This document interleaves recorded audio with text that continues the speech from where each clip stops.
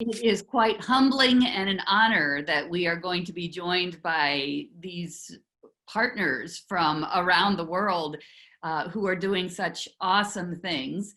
For anyone who was a classmate of the Eden alumni who are going to be part of the case study panel, we hope that you will join us so that you can connect with the wonderful work that your classmates are doing around the world.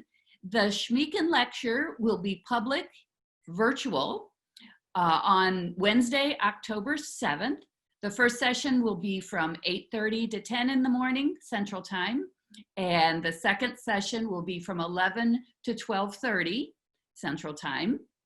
And everyone is invited. This is a free lecture presentation, and we are looking forward to lots of people being part of that. We hope that everyone comes and enjoys, people who are connected with Eden already and people who are connected with global ministries. We hope that you see the wonderful partnerships that are happening.